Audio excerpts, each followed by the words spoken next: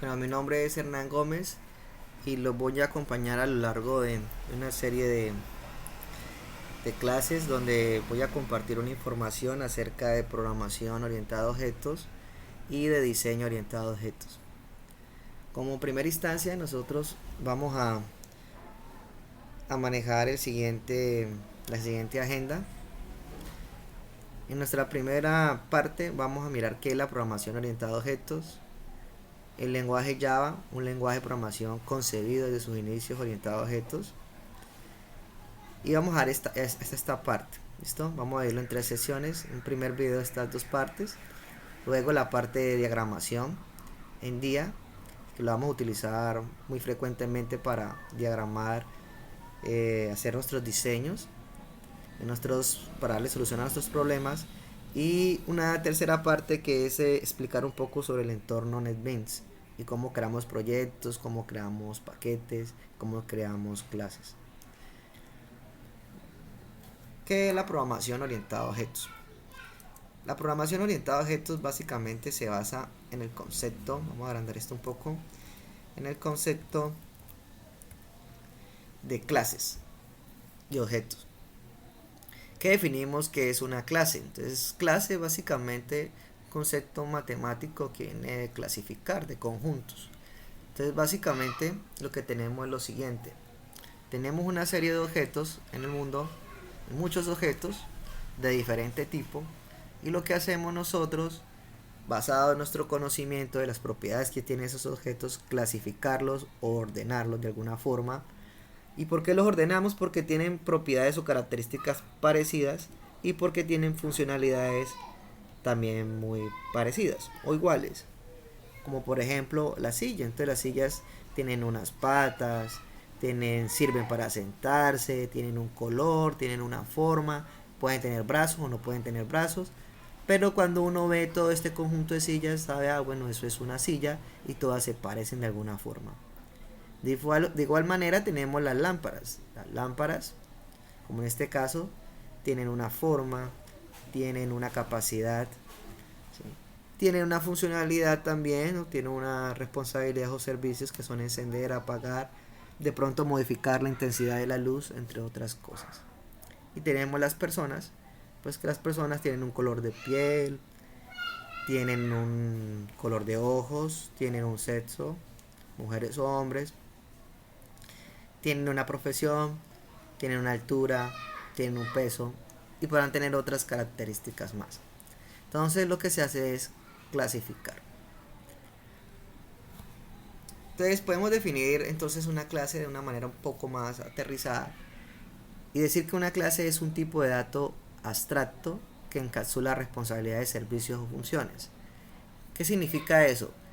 Que los lenguajes tradicionales o los lenguajes nos proveen una serie de tipos primitivos o básicos, como son para definir cadenas, guardar información de cadenas, de caracteres, guardar información de números, sean enteros, enteros largos, enteros cortos, flotantes o decimales, con cierto grado de precisión, como los flotantes o los dobles, y los booleanos, que son para definir valores de verdad, entre otros tipos que tienen algunos lenguajes.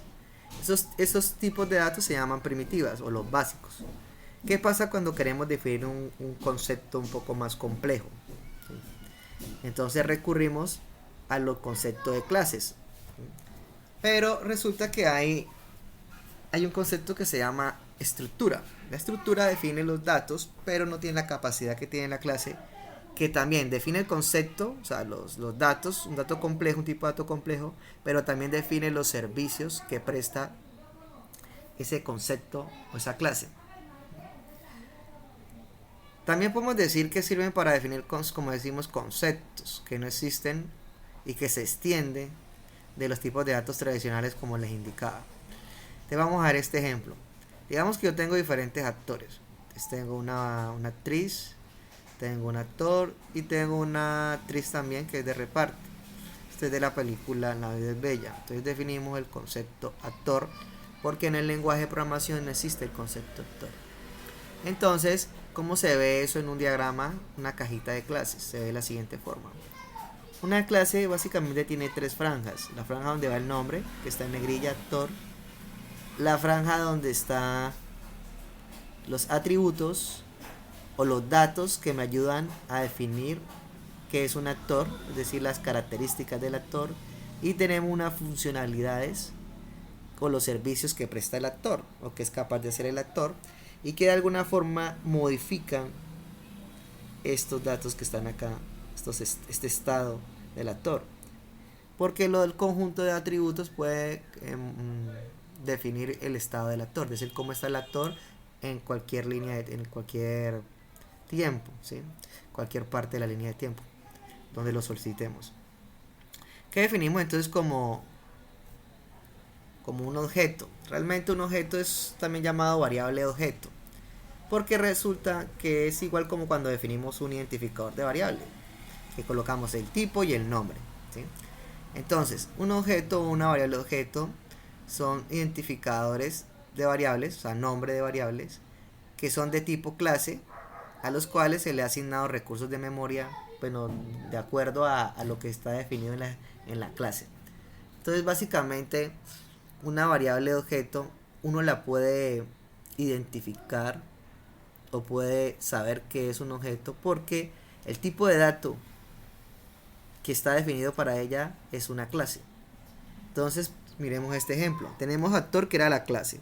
Entonces, digamos que Roberto es un objeto y es de tipo actor. Como actor es una clase, entonces decimos que esta variable Roberto es una variable de tipo objeto, es una variable objeto y que es de tipo actor. Tenemos a Natacha, que es otro objeto que pertenece a la clase actor, es decir, que es una variable de tipo objeto Natacha por pertenecer a la clase actor. Y tenemos otro objeto llamado Maritza, que es de tipo actor. Hay que recordar que la clase da una especificación. El objeto ya consume recursos de memoria como tal en la máquina, porque necesitamos separarle las características propias para cada objeto, porque cada objeto tenga sus características. Es decir, que este Roberto va a tener sus propios datos: identificación, su nombre, su fecha de nacimiento y su estado, al igual que Natacha va a tener su identificación, su nombre, su fecha de nacimiento y su estado. Entonces, básicamente es eso. ¿Qué definimos entonces basado en eso? Aquí es una aplicación orientada a objetos. Una aplicación orientada a objetos es simplemente una aplicación que ha sido construida a partir de objetos que interactúan entre sí para poderle dar solución a un problema particular. Básicamente es eso. Entonces, según esta agenda, ¿por qué utilizar el lenguaje Java? Básicamente el lenguaje Java se utiliza por ser un lenguaje ampliamente utilizado para hacer aplicaciones comerciales, bastante usado. Y por otro lado, porque fue definido desde sus inicios, fue concebido bajo el paradigma orientado a objetos. Es decir, que en toda su extensión se utilizan clases y objetos, aunque en esta época, de a partir del 2017 hacia adelante, se empezó a modificar el lenguaje para poderlo extender y que se pudiera utilizar diferentes paradigmas de programación que no soportaba el lenguaje como tal. ¿Listo? En una segunda parte hablaremos del entorno de diagramación día y la relación de dependencia. Que tengan un buen día.